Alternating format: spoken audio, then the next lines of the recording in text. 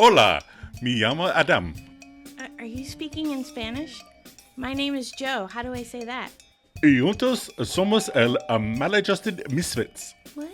And this is the one where we talk about friends? Sí.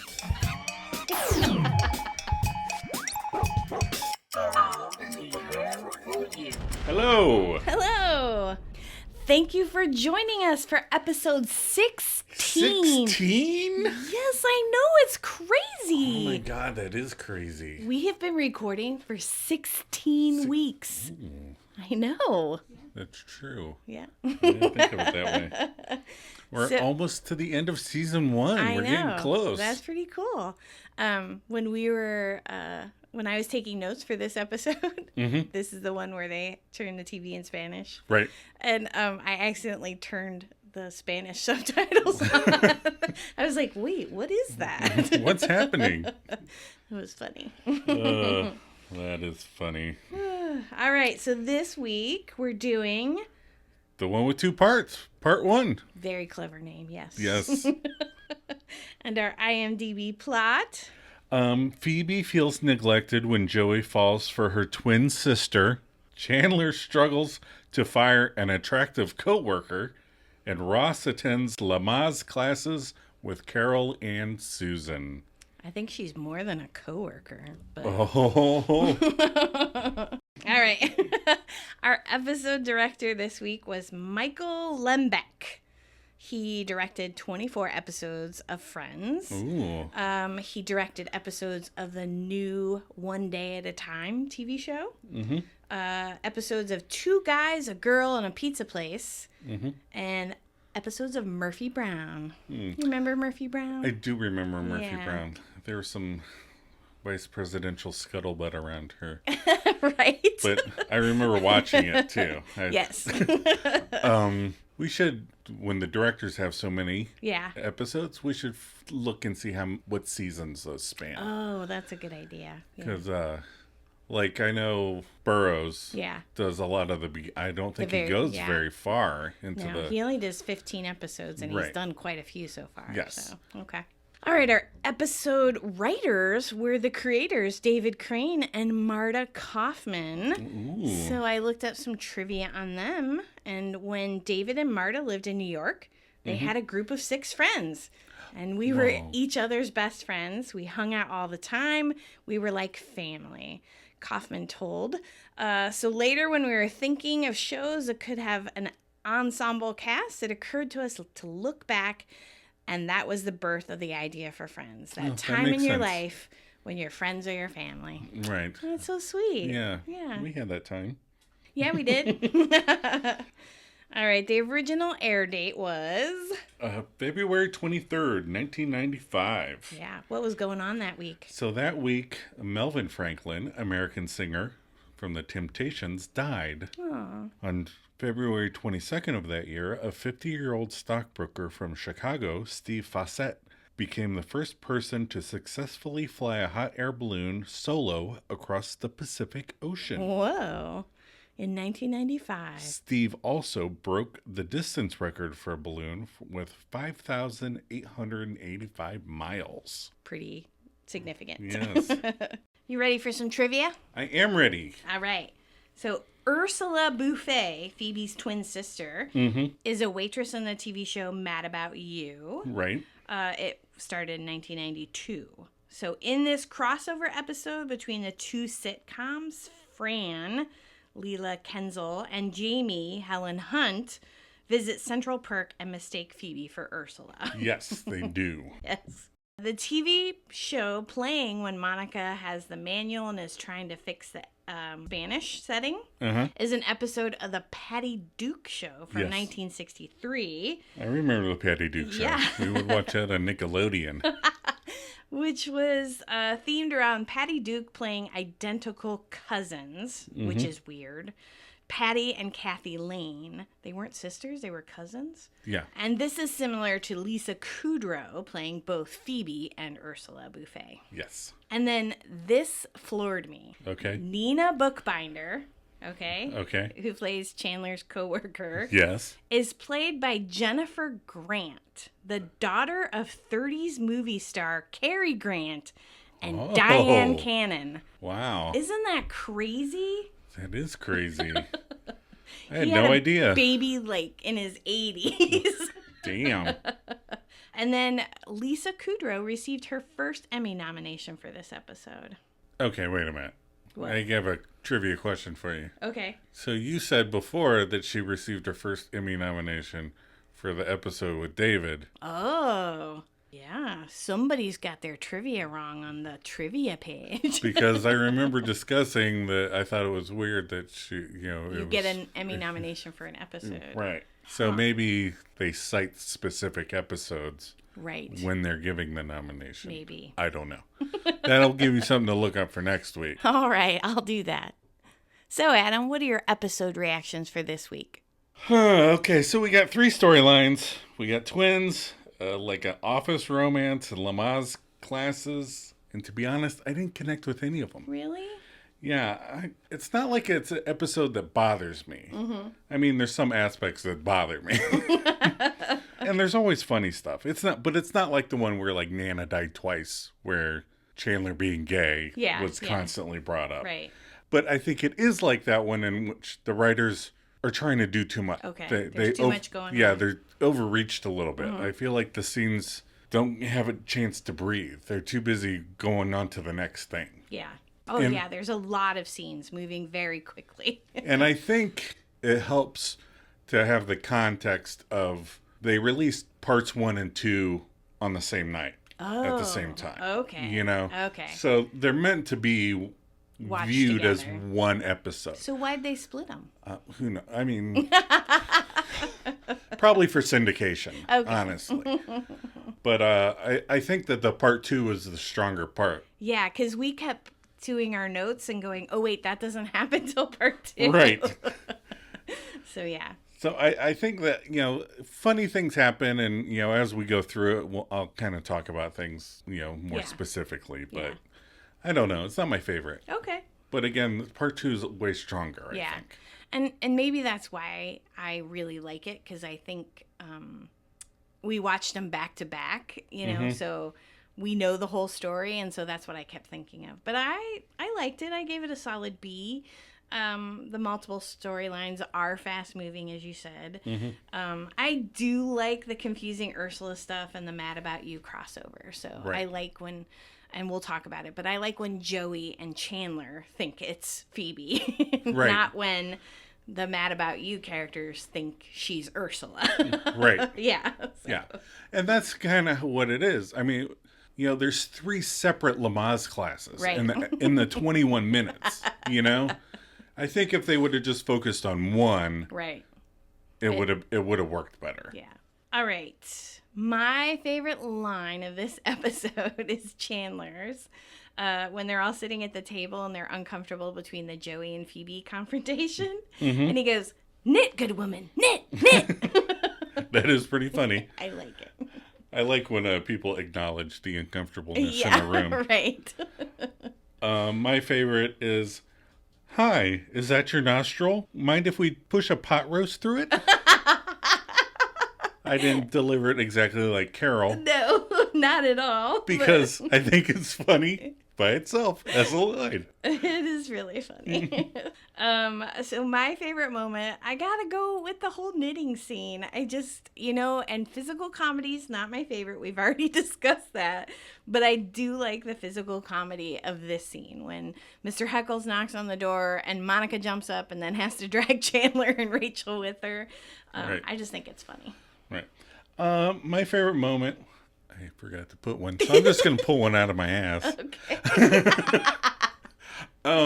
I really like when Nina flirts with Chandler. Okay. And she kind of does a little smile like, "Yes, I'm flirting with you." Yeah, like, "You're not guessing that wrong." This is definitely flirting. Ooh, I kind of like that. That's funny.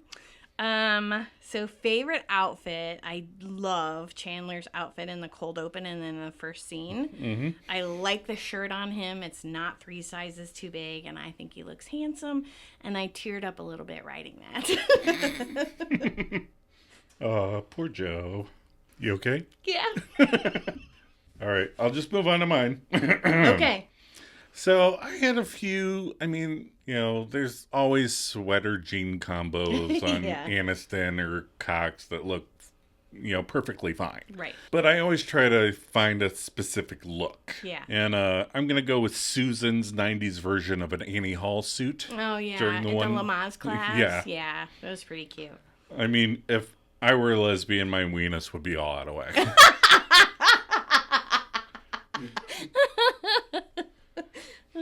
I'll apologize for you.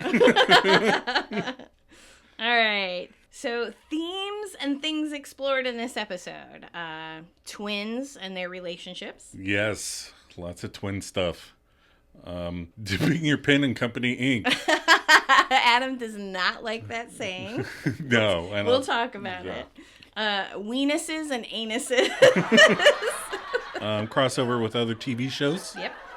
And Lamaze classes and having a baby. Yes. Yes. All right, we're going to take a break before we get to the episode breakdown.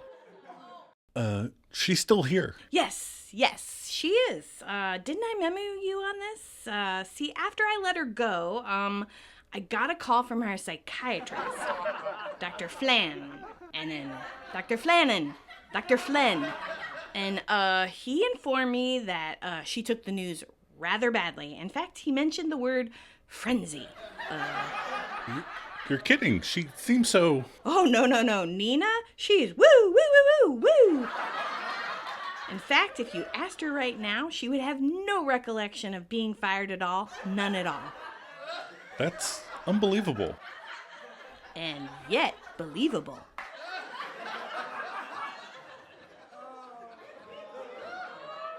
We are now back for the episode analysis. Woohoo! So, the cold open. We're at Riff's Bar and Restaurant. Yes. With Joey and Chandler. Riff's is from... Mad About You. Right, Yeah. the situational comedy Mad About You.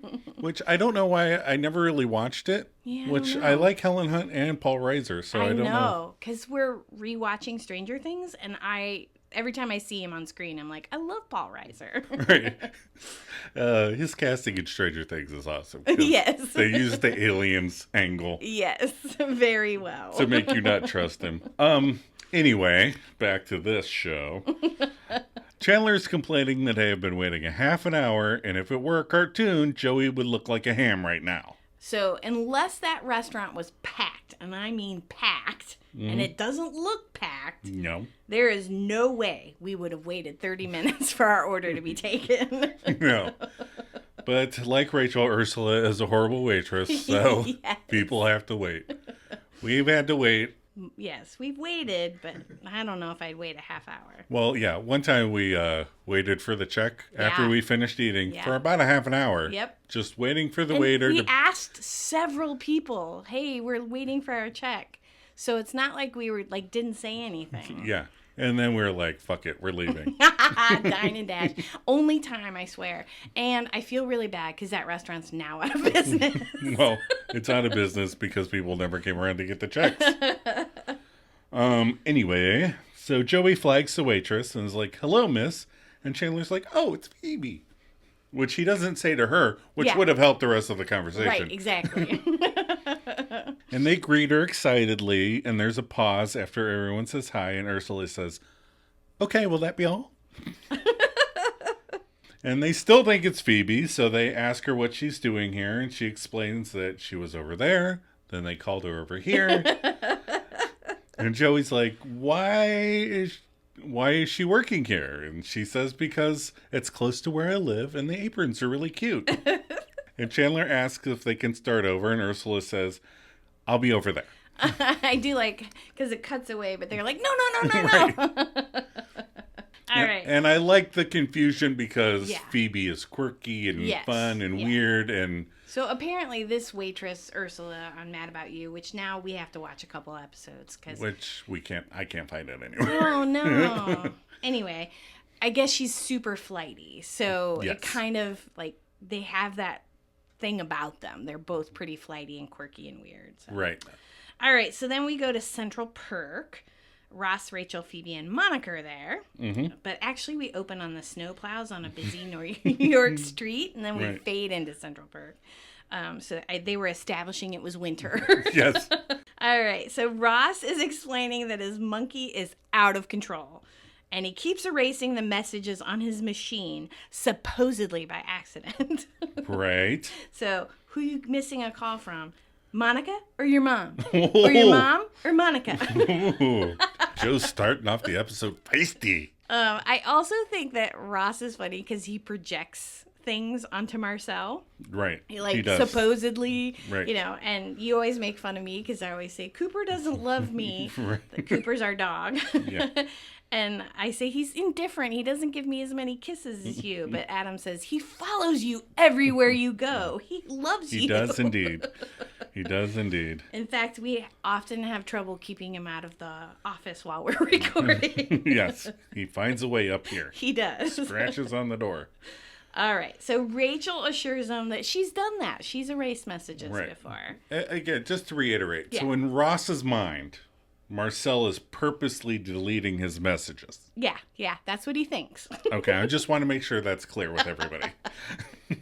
The monkey has that much thought.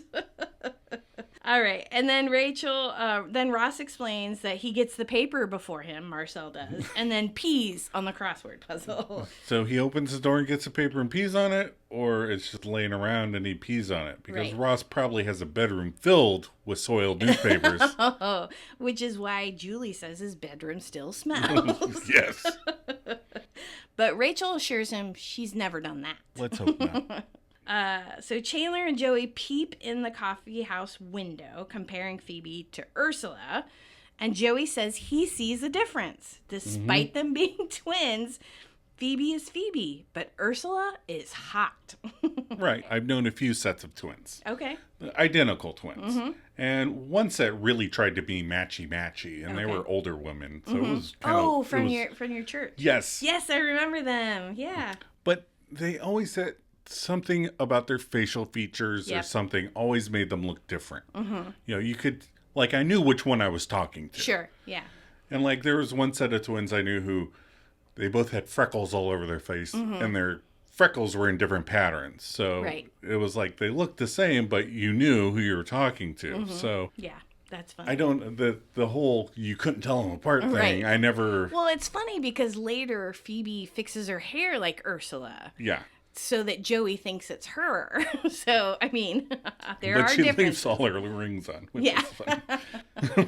All right, so Joey and Chandler enter the coffee house, and Chandler informs Joey that he doesn't want to talk about things with him anymore. Yes. We're done doing that. Which I kind of like that, too. Yeah. Because I felt that way with people in the house. Not me, right? No. Oh, that was too long of a pause. All right. Now I'm disappointed, but they sit down and try to get Phoebe to guess who they saw today. And we play Guess What the Girl Kids Said Today all the time. Yes. When I get home from work, Adam always goes, guess what the girl kids said today? Or guess who's in this really old movie that I didn't realize was this character or this actor. Or one of the kids will go, guess who I saw? And then I start doing the Phoebe part. Morty Safer. So Phoebe does try to guess, and she says, Liam Neeson. Morty Safer. So Morley Safer was a broadcast journalist. He was on The Longest Serving Reporter on 60 Minutes, for those that may not remember. And then she goes, the woman who cuts my hair. Which is an amazing guess. Then this was almost my favorite moment when Monica interrupts and says, this could be a really long game. Right. You need to stop it. You got to cut her off at some point. Right. So Chandler tells her that they saw her sister, Ursula, and Phoebe is nonplussed. She is not excited. She's just like, whatever. No, that's the one person you could say that she's Right. not going to be happy about. And they explain that they saw her at Riffs, and Phoebe says she knows she works there, and Chandler says she told them that they haven't talked to each other in years. And again, Phoebe agrees. So, but I want to point out during this scene, I think it's 2 minutes and 46 seconds. I'm getting really good at those timestamps. Monica has such a bouffant hairdo. It looks like, remember that t-shirt that Phoebe wears when they're playing football that says "That Girl"? Right, from the TV show, the Marlo Thomas TV show. Who plays Rachel's mom, right. Her hair looks exactly like that. Right. When I saw your notes, I looked up the TV show, and she looks like she's got that hair. Yeah, so Adam's going to screen grab it and put them side by side. Yeah. All right, so Phoebe asks if Ursula is fat, which is a very girl thing to do. And Joey says, not from where I was standing. And then she says, Chandler, where were you standing? I don't know. He was gawking at somebody. All I saw was a blimp. So Rachel asks them why they don't get along, and she says it's mostly dumb sister stuff. And, like, everyone thought she was the prettier twin. Joey. Yeah. And she walked first, even though Phoebe did it later that same day. So it didn't matter. Then Ross apologizes that he has to go. I thought that was really cute. Like, I'm sorry, Phoebe. I have to go. Like, I don't mean to get up in the middle of your story. Right. But... I just thought that was so cute. But he has to go to Lamaze class. And Chandler says... I have earth science. And I'll catch you in gym. So Ross explains that the whole parenting team is going to be there. But he is totally comfortable with it as he puts on Monica's coat. Right. And that's I love that detail. I love that he picks up her coat and puts it on. It's so funny. Because it shows Ross being Ross. He's pretending like something doesn't bother him. Right. And, you know, Ross, I think it's his constant tense mood that's freaking out Marcel. Right? You know, good call, Caesar Milan, because... they say that your mood is projected on your animal, so... And Ross is definitely stressed. All the time. For sure. Okay, so then we go to Lamaze class, our first Lamaze class of the evening. Yeah. I like you have most likely at a hospital. Yeah, they don't show. They just show the Lamaze class. It's just a classroom. I like to think the class hasn't even begun, and this lady's like, we're the Ross teens. Because the woman hasn't even started the class. Right. She just starts talking. I'm JC, and we're having a boy and a girl. Ha, good for you. And then it's Ross's turn. Oh, boy. Yeah. And he says, well, that's my boy in there. And then he introduces Carol and Susan. And then he goes, who's next? And the teacher... she's played by Michelle Lamar Richards, and the only thing I could find her in that I recognize was she was in a movie called Top Dog with Chuck Norris. Oh, I think they did that on How Did This Get Made? Oh, you're kidding. I think so. Oh, that's funny. But yeah, she's confused and asks who Susan is, and Ross said she's Carol's friend, life partner, like buddies, like lovers. You know how close women can get. It's a little complicated, but everybody's fine. And then he turns back to the woman, trying to deflect attention away from him, and says, twins, that's like 2 births. And then he says, ouch, because nobody laughs at his joke. Plus, he's so fidgety and uncomfortable. They're all sitting on the floor. Right. And I like how he looks like he's about to put his arm around Carol. Yeah. But then he realizes, Carol's not his wife. And right. So then he just awkwardly picks at his pants. It's so uncomfortable. I don't know why he makes everything way more complicated. This is a perfect example of, like, I don't know what Ross thinks. Yeah. Like, his brain works different than mine. I would just be like, I'm the father, this is my ex-wife, and her new partner. Yep. That's all he had to next say. Couple. Right. All right, so then we go to Chandler's office. And Chandler, Helen on the speakerphone, and Nina bookbinder. Bookbinder. Bookbinder, yeah. Where'd they get that last name? I don't know. Were they like staring at all the bookbinders next to Chandler's desk? So that's what I was going to point out. Like, in that scene, he's got all these papers and all these books full of, remember those matrix dot printouts? Yeah. And I'm just like, wow. Like, we haven't printed anything at work in years. So Nina comes in and Chandler tells her she's post-dating her Friday numbers. And she looks confused and he goes, well, it throws my weenus out of whack. I like that she goes, oh, why is that a problem? Right. Like, she's doing perfect new employee stuff. Yeah, like, okay, that's fine. What am I doing wrong and why? Why am I doing this wrong? So then she laughs and says, excuse me. And he explains, she says, excuse me? Right. And he explains the weekly estimated net usage statistics. Mm-hmm. And last week he said it was weekly estimated net usage systems. Well, Nina actually says statistics. Okay. So maybe she ended it wrong. Maybe. Or the writers didn't pay attention from one week to the next. And she says she won't do it again because she doesn't want to do anything that would hurt his weenus. Blush. I like he's like, ooh. I see what you did there. And then she's like, yeah, I did that on purpose. That's right. Even though it's highly inappropriate. Yes. I'm going to start doing things that I ignore. Okay. You're going to ignore the fact that... I'm going to ignore the fact that a manager-subordinate romance can take place. In the office, yeah. And they're going to pretend like it's all good. Yep. I'm just going to ignore that. From the flirting standpoint, I think it's cute that she goes, I am flirting with you. That's right.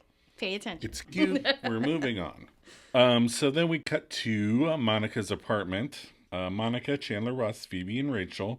And Chandler is explaining how Nina is really, really cute as they all unload Chinese food. Right. And so I wanted to point out that Rachel goes through this similar situation with Tag when she hires an assistant. He's really, really cute, though. Right. And then Ross scolds him about dipping his pen in company ink.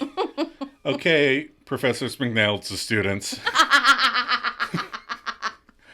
That is so true. Like, Pot, you're black.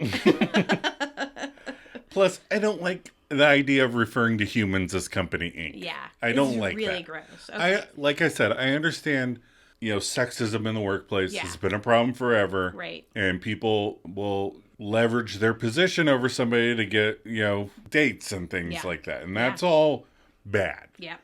I think referring to people as the company ink is problematic. So we were watching the episode and we had this discussion about dipping your pen in the company ink. And Adam's like, where did this saying come from? So guess what? I looked it up. Oh, no. So believe it or not, this goes all the way back to Disney. Walt Disney. Yeah. So most of the animators were male. But the people that painted them in or outlined them were females. Oh. And they called them the ink and paint girls. So Walt actually sent out a memo that if you were in animation, you weren't supposed to dip your pen in the company's ink and paint, which was their way of saying behave yourself with the ink and paint girls. And it became... don't dip your pen in the company's ink. Isn't that crazy? It is crazy. I could not believe it. And again, I understand the sentiment. Yeah. Company ink implies company ownership to me. Yeah. I don't like that. Yeah. And, Walt Disney was like 30s to 50s. So, yeah, that was pretty bad back then. So. All right. So, anyway, the little creature has the remote again. And Ross talks in third person, calling himself Rossi, and it goes unmocked. Yeah, nobody says a word. When he says Rossi 3 times, give Rossi the remote. This is why you can't have 17 scenes that are each 45 seconds each. You need somebody to make fun of Ross when he refers to himself as Rossi. What was Chandler doing? He dropped the ball. But Marcel ignores Rossi and switches the TV to Spanish, and they're watching Family Manners. Urkel is Spanish for Urkel. And I know I watched Family Matters with my family when I was younger. It was on the run of shows on like a Friday night or something, I forget. I don't remember anything about it. Really? Other than Sergeant Al Powell is the dad. Right. And from Die Hard. And Urkel is in it. Yes. I don't remember any storylines, other people. Really? Nothing. That's so funny. I think Urkel is a neighbor. I think he's the neighbor. Yeah. And I can remember a couple of his catchphrases. But like plot line, again, any other character, I could not tell you another character's name. Chandler then tries to deflect the questions by asking if the Christmas lights are still being up to keep them merry all year round. And Monica's someone was supposed to take them down around New Year's. And Rach says, well, someone was supposed to put a reminder on the refrigerator. How long was it been there? She probably put the note up the day after Christmas. Oh, I imagine so. And I'm surprised Monica didn't cave by Valentine's Day. Oh, yeah. That's crazy. I would have been like, fuck it, I'll just ignore it. Joey enters, having been at Riff's, and he thinks that Ursula likes him because all he ordered was coffee, and she brought him a tuna melt and 4 plates of curly fries. Score! And this is a running gag on Mad About You because they talk about it later. Don't you remember we were there last night and she kept bringing us swordfish? Right. Now, I did watch a compilation on YouTube of Ursula moments. Oh, did you? Yes. Okay. And she is constantly getting things wrong and being like Ursula, not like Phoebe, like a little bit mean about it and a little bit, and always flighty and always like she comes up and pours coffee and what's his name is like, well, that was tea, but okay. Oh my God. So, yeah, she's constantly getting it wrong. But he thinks she's flirting with him because that's how Joey is. That's right. That's his love language. Right. She brought me lots of curly fries. I would think she was in love with me. But anyway, Chandler tells him that he needs to run it by Phoebe first. And he picks up on this right away. I don't, again, they're in a hurry. Right. And Joey asks Phoebe, and she says, why would you want to do that? And she says she's not her sister's whatever. And they were an egg once, and they've grown apart. And she says, why not? And she's clearly flustered about it. And Ross cheers her up by having her watch Laverne Shirley. And then we go back to our Lamaze class. So our second Lamaze class. Yeah. And Ross walks in and steps right on the baby doll's face. Right. I think C.J. Roston is trying to kill somebody with that baby doll right in front of the door like that. And so when he gets there, there's only Susan. So she explains Carol's going to be late and says, you can go. I'll get the information. But Ross says, no, I'm staying. And Susan goes, that'll be fun. Right. You got an out, Ross. Take the out. Right? Come on. When somebody hands you an out, you take the out. The teacher says they're going to practice 3rd stage breathing exercises, and mommies should be on their backs, and coaches should be supporting mommy's head. So Susan and Ross both gesture to the floor. And Susan gets really indignant that because she's a woman, she's supposed to be the mommy. And I do like when Ross goes, I'm going to play the sperm card yet again. Right. And I got to hand it to the Susan. Teacher. Yeah. Susan. I know her name, but I can't think of her right now. Because she does have to play the bad guy a lot. Yeah, yeah. And given the circumstance and her portraying a lesbian on TV and also being the bad guy, but still being cute and a character. Yeah. All at the same time. Yeah. I think she has a lot to do. I know. I like Susan. It's just a hard situation for her. Right. Yeah. So they flip a coin. And Ross ends up down on the floor. Right. And then the teacher says, okay, mommies, take a nice, deep, cleansing breath. And imagine your vagina opening like a flower. Right. Now, again, this is how Ross and I are different. Okay. Because I would have told Susan, I think it's weird that you want me to be the Carol. But I have no problem empathizing with the mother role. Okay. If that's what you need me to do. And I would imagine my vagina opening like a flower better than everybody else in that classroom. And he just sits there looking pissed. Take that, C.J. Roston. Right. My vagina's really open. I could give birth to triplets. But yeah, Ross just looks pissed. And it's like, come on. And in this one, he's pissed, and in the next one, he's goofy. It's weird. Right. So we're back in Chandler's office now, and Chandler and the Bumbleball. Yeah, it's that little ball that shakes all over the desk. And Chandler's boss enters, Mr. D, Mr. Douglas. And he was played by Dorian Wilson, which we've seen him in a couple things, but he starred in a TV show called The Parkers from 1999 until this year. Wow, that's a long run. Yeah. He reminds me of one of the guys I was in high school with. Really? He reminds me of the guy that was in The Wiz. There was a lot of, I'm not going to tell you the person's name on the podcast. Sure. But, we went to, our high school was pretty much 50-50 black and white. Right. With so like 10% Asian thrown in there for fun. So us two white people ended up being in The Wiz. Right.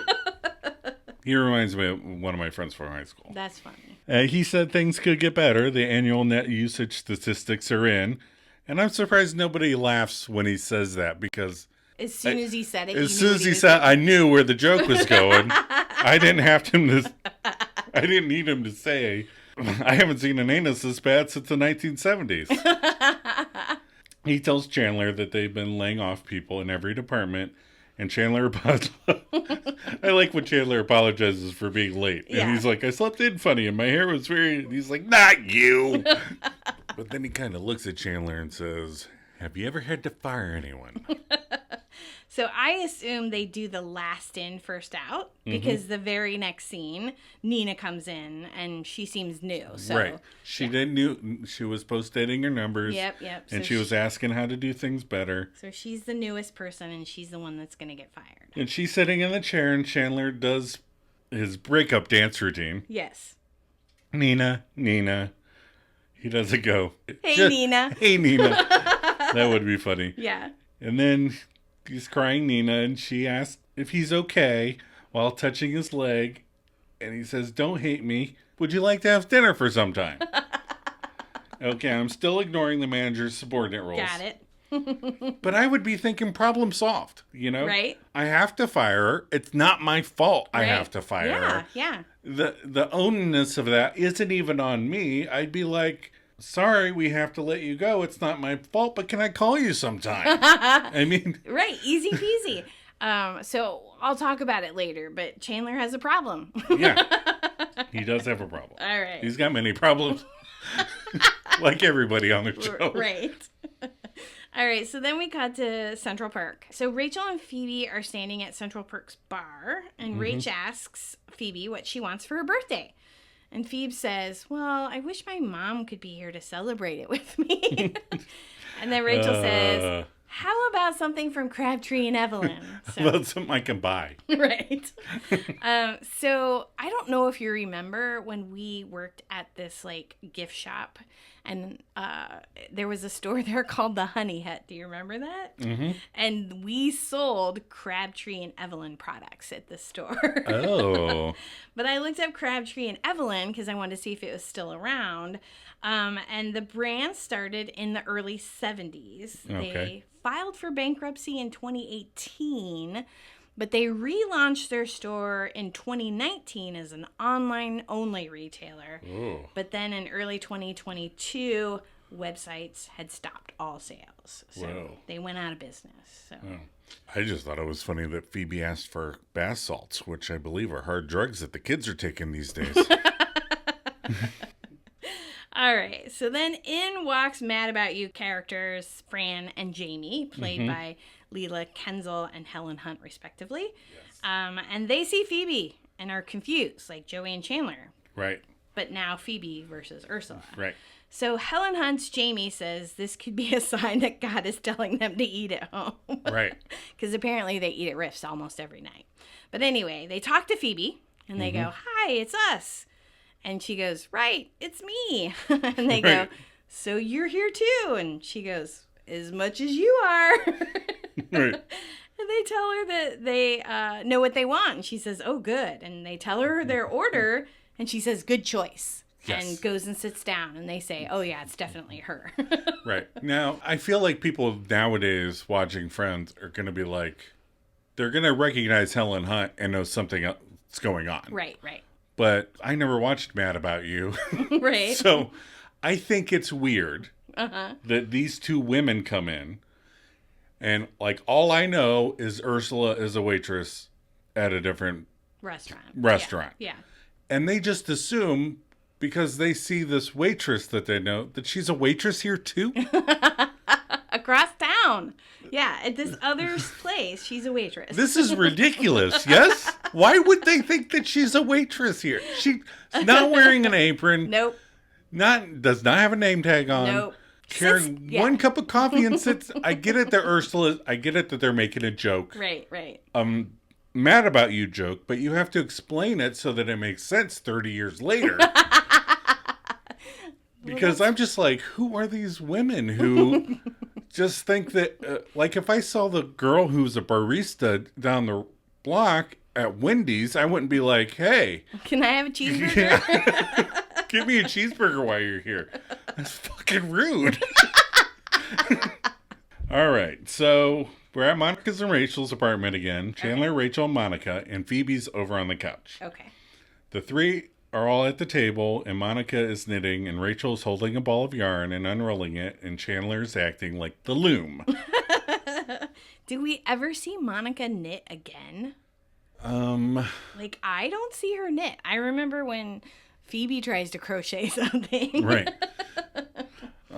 This is the 21 minutes of their week. Okay. You know? Yeah, throw that in there. So the 21 minutes of the week theorem is the thing that I always say when... We don't see him do everything. Right. When you're like, Emma is never with Rachel later. I'm like, we're only seeing 21 minutes of their week. Right. We don't see them going to the bathroom every time. We don't see them, going to work. That's why they're in the coffee house all the time. Okay. 'Cause, now where did I leave off? So that's why we never see her knit. Right. So Monica scolds him for not telling Nina that she's fired yet. And Chandler rebuttals with, you haven't taken down the Christmas lights yet. And she goes, you found the world's thinnest argument. And he's trying to find the right moment. And Rachel assures him that it'll be easier now that they're dating. Sweetheart, you're fired. But how about a quickie before I go to work? And Joey comes in, and immediately after somebody knocks, and Chandler says, once you're inside, you don't have to knock anymore. Yeah. And Monica gets up to answer, and of course, the physical comedy that Joe likes so much ensues with Chandler and Rach being dragged along by the yarn, and Mr. Heckles is at the door. And Mr. Heckles, we said before, was played by Larry Hankin. And you know what? He's still alive and working today. Yeah. And I also, while I was looking him up, noticed that he's 6'3". Yeah. Well, he was that Soviet hitman in Barry, remember? Oh my God, yes! Oh my gosh. Barry is awesome. Everybody should watch Barry. It's on HBO. Yeah, Barry's great. All right. So he tells them they're doing it again. And Monica's like, we're just sitting around. I mean, they're fucking knitting at the kitchen table. How much noise could they be making? And he says, I can hear you through the ceiling. My cats can't sleep. I like how Rachel says, you don't have any cats. I could have cats. And they promise to keep it down. And Joey asks Phoebe if she will try something on to see if it fits. And she gets excited because it's her first birthday present. But it's for Ursula. Aw. But, I mean, he must really like Ursula because they talk about how he didn't buy Angela a present and they dated for 3 years. And then he buys Kathy a pen that also is a clock. So he has known this woman for like a week and he's already buying her a birthday present. And again, this ruins my favorite moment from the next episode. Aw. Was when Joey doesn't realize that they have the same birthday and has to take a moment to figure it out. Right. He knows they have the same birthday. He's having her trying presents. Oh, come on, pay attention. But Joey says he's taking her to the ice capades. And Chandler says this must be serious because he's never known him to pay for any kind of capade. And he says he really likes her and Phoebe snaps at him. We get it. You like her. He says, I asked you and you said it was okay. And she says, well, maybe it's not okay. And Joey goes, well, maybe it's not okay that I'm not okay. Okay. And Phoebe yells, okay. And everybody's getting uncomfortable, so... Chandler says, knit, good woman. Knit, knit. And then we go back to Chandler's office. So Chandler and Nina are in there. Kissing. And I'm just going to ignore the whole thing. Right. That they're making out in his office during working hours. And Mr. Douglas walk in, and he pushes Nina away and so stealthily points out the Chrysler building to Nina. Mm-hmm. And I want to point out, Chandler is wearing a vest, but it's suede. Bummer. Not a sweater vest. Not a sweater vest. So Mr. D is very confused why Nina is still employed. And Chandler says that after he fired her, he got a call from his psychiatrist, Dr. Flynn. And he says she took the news rather badly, and he mentioned the word frenzy. And Mr. D says she seems so normal. And this was almost my favorite part. He says, no, she's woo, woo, woo, woo, woo. She would have no recollection at all of being fired. And he says, that's unbelievable. Yet believable. So he's decided not to fire her again until he can be assured that she is no threat to herself or others. And Mr. D says, I guess you never know what's going on inside a person's head. And Chandler has the softest, weirdest voice, and he goes, I guess that's why they call it psychology, sir. And I'd have been like, what? He does have that look on his face, like, what the fuck are you talking about? You fucking weirdo. So then we're in Lamaze class number 3, and we're watching a birthing video, and that she's having a baby. Next week is the final class. Do you remember when we had to take classes to adopt? Oh, God. We went to 6 months of classroom training before we could adopt. Mm-hmm. And every single class we went to, most of them were the same people, but sometimes they were different people. Right. And every time we were at a table with someone different, they would go, you know you have to be 18 to adopt. And we're like, yeah, we know. We're 27. Jeez. And they kept playing the what if game. Yes. Oh my God, that was the most amazing thing. They'd always be like, what if? Right. They'd be like, you can't do this with your foster children. And then there'd be 20 minutes of what if? Right. Oh, God, it was so exhausting. It was. We're like, we're 27. We get it. Why don't you get it? All right. So, you're reading. Sorry. Ross stands up, holding the baby like a football. And this is foreshadowing his dream in part 2. Right. Now he's in a goofy mood. Yes. Before he was pissed off. Now he's like, Susan, go deep. And she's not happy. Nobody's happy. They can't get on the same page. No. And Carol is still on the floor, and she starts freaking out about the impossibility of having the baby. And she says she's going to have to stay in there. She's being all Pam Beasley about it. And Ross assures her that it's going to be all right. And she shouts, how do you know? Has anyone ever said, hey, is that your nostril? Mind if we put a hot roast through it? Which I think is just great imagery. Yeah, and her delivery is amazing. Right. And then Susan tells her to take cleansing breaths and reminds her that the birth is just one day, but then they'll all be parents for the rest of their lives. And Ross looks like he's just been handed a death sentence. Because season 1 is all about Ross having a shocking realization about being a father, one right after another. I'm going to be a dad. Oh, I'm bummed. I'm going to have a boy. Oh, I'm scared. I'm going to be a father. Oh, shit.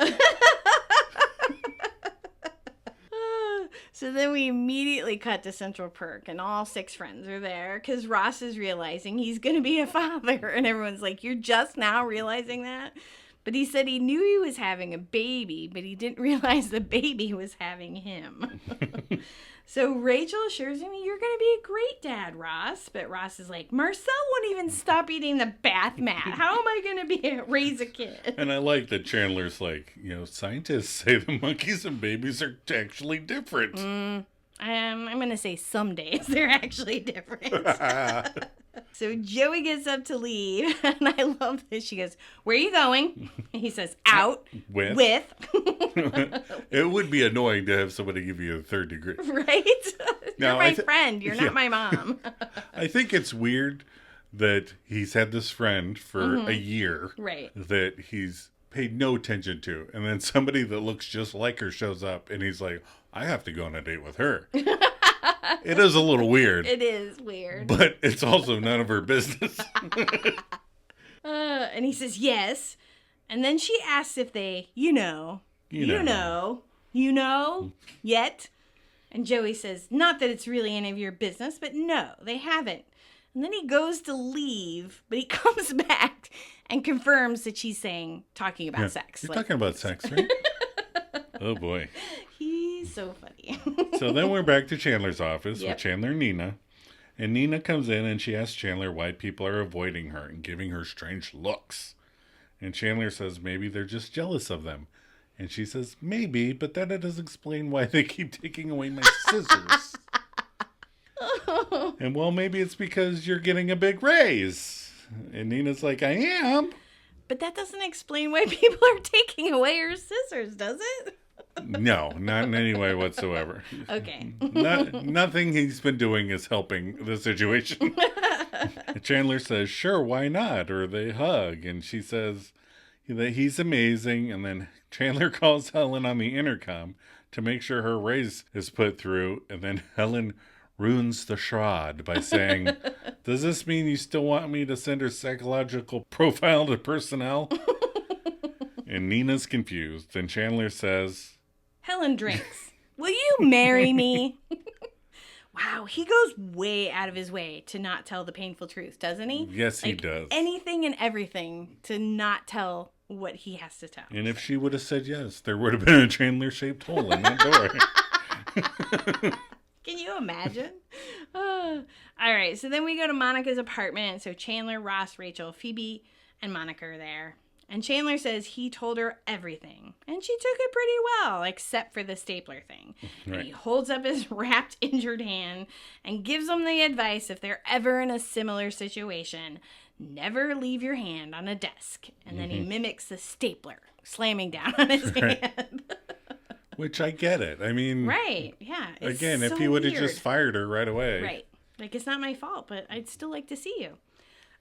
So Monica has the TV instruction booklet, and she's with the remote, and she's trying to change it back to English because it's still in Spanish. Mm-hmm.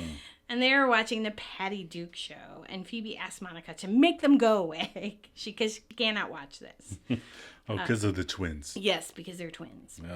And then Monica asks if she's all right, and Phoebe says it's the whole Ursula thing. And then Rachel asks if it's so terrible that Joey goes out with her. And she goes, yeah. I mean, she's not evil, but she's always breaking her stuff. You know, like she threw her Judy Jetson thermos under the bus. And then there's Randy Brown. And she says, have you ever had a boyfriend who like your best friend? And then both Monica and Rachel say, no. And I have to say, winky face, Adam. But I also feel like, yeah. Monica does marry her best friend Chandler later, and Rachel and Ross are best friends, and they get together and then apart, and then, well, you know, anyway. Right. But when they broke up, this Randy wouldn't even talk to her anymore because he didn't want to be around anyone that looked like either one of them. And this happens again when Sean Penn's character dates him. Yes. She's it Blursula. It does the exact same thing. Yes. And so Joey is not her boyfriend or her thermos. And Chandler says, you're not going to lose him. And Monica and Ross both advise her that she needs to go and talk to Joey. Mm-hmm. And then Rachel says, it's not serious because they haven't even slept together yet.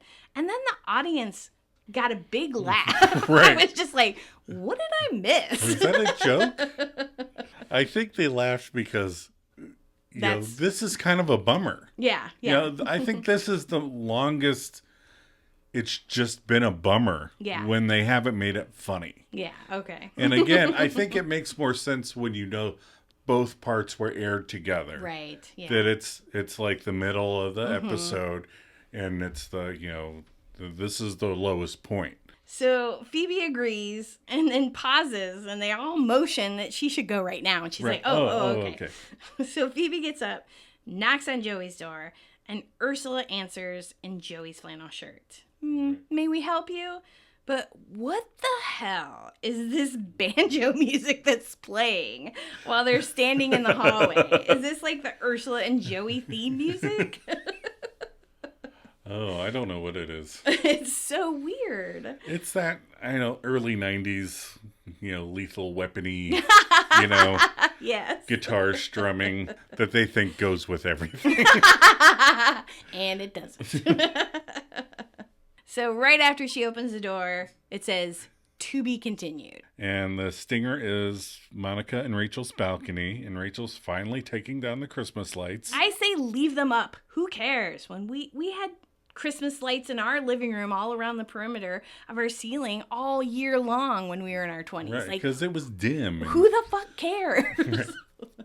I can see you not wanting to leave the outside lights up. Well, Monica tells her to come in, it's freezing, and Rachel says no, she wants them down, and she's taking them down, and then she proceeds to fall off the balcony, but tangles her foot in the lights and is hanging in front of Mr. Heckle's window. She yells for Mr. Heckles, and he goes, "This is just the kind of thing I was talking about." And that's the end of the episode. That is. That's Cut the and end. print. All right, we're going to take another short break. Short break. I don't know. I like her, She's different. There's something about her. That you like. We get it. You like her. Great. Hey, Phoebe, I asked you and you said it was okay. All right. Well, maybe now it's not okay. Okay. Well, maybe now I'm not okay with it not being okay. Okay. Knit, good woman, knit, knit. We are back from the break. All right. What did I learn from this episode? I learned that Chandler does not like confrontation. No. He avoids it like the plague.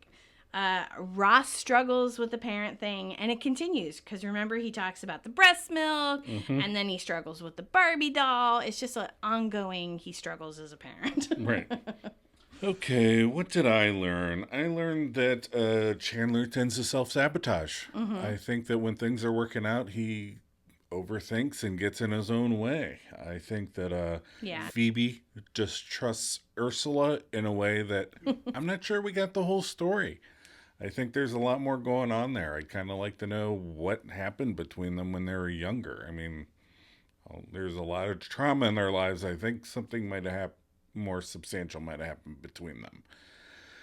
And I learned that the writers want to keep Ross and Susan from connecting in any way. I think they want to keep them bickering until the Ben episode, which is episode 23, where they kind of, have that moment between them. What are your final thoughts, Adam? So I'm wondering, with the inclusion of Mr. Heckles and the mention of ice-capades, if the writers were outlining for season 2. Oh. Because Phoebe's husband is an ice performer and shows up, and Mr. Heckles passes away early into season 2. Yep. Or I'm wondering if one of the writers is just always pitching ice-capades. Like, what could you do in New York City in the winter? Ice-capades! You could go to ice-capades. What job can Phoebe's gay husband have? Ice-capades!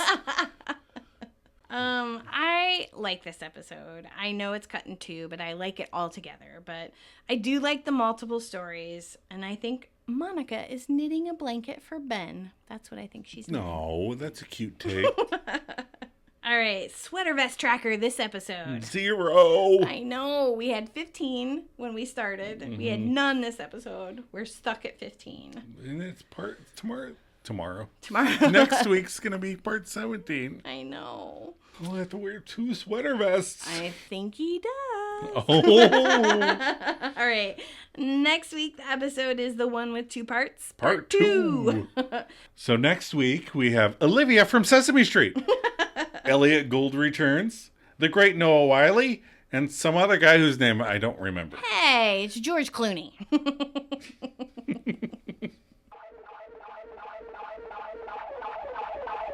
Maladjusted moments. What was your week like this week?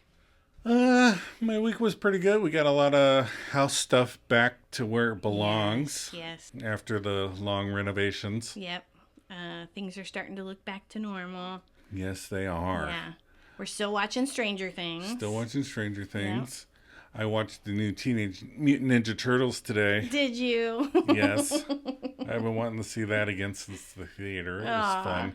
So Adam and I, ever since we got married, like the first year we got married, we opened all of our Christmas presents on Christmas Eve. We couldn't stand it. We couldn't wait. So we just made the decision from whenever it gets close to Christmas, whatever we want, we're just going to buy and give it to him right there. So Adam's pretty much gotten all of his presents already. And Teenage Mutant Ninja Turtles Mayhem was one of them. Mutant Mayhem. Sorry, Mutant Mayhem.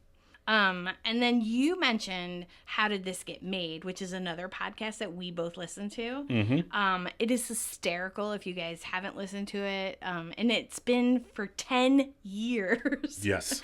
They watch really, really bad movies and talk about them. Like, how in the hell did this get made? And it's Jason Mantzoukas, Paul Schaefer, and Shear. Paul Schaefer. Tall John Shear. And June Diane Raphael, who was on Grace and Frankie. She played the daughter. And it is bonkers. It is bonkers. That's right. We also saw him live, which was fun. So. Yes. And we mentioned Jason Mantzoukas, who played Pimento on Brooklyn Nine-Nine. Yeah. And I just wanted to mention that Andre Brower passed away last week, and he played Captain Holt wonderfully on that program, so that kind of bummed me out. Yeah, he's amazing and gone way too soon, so it was pretty sad. Back to Happy. What else did you do? Work. We had our work Christmas party, which is always fun. Because it's that fine line of, it's during the day, you're at work, and there's tons of alcohol. So I kind of just sit back and watch everyone else. And, see what mischief they get into. I just kind of stay sober and observe. Well, we're not very heavy drinkers. No. We've never been very good at we didn't never drank until a couple of years ago. Yeah, we finally were like, the kids are old enough. I need to fucking relax. How about some alcohol? All right. Well, that's the end of this week. If you would like your thoughts or reactions regarding future episodes to be shared with the rest of the class, or if you just want to reach out and say hey. Come on, we'd like to hear from more of you misfits out there. So make sure you email us at themaladjustedmisfits@gmail.com. Rate us and leave positive comments. If you have a negative comment, try to leave it in a positive way. Check us out on Facebook and Instagram. Joe, are you ready for a cup of coffee? Always.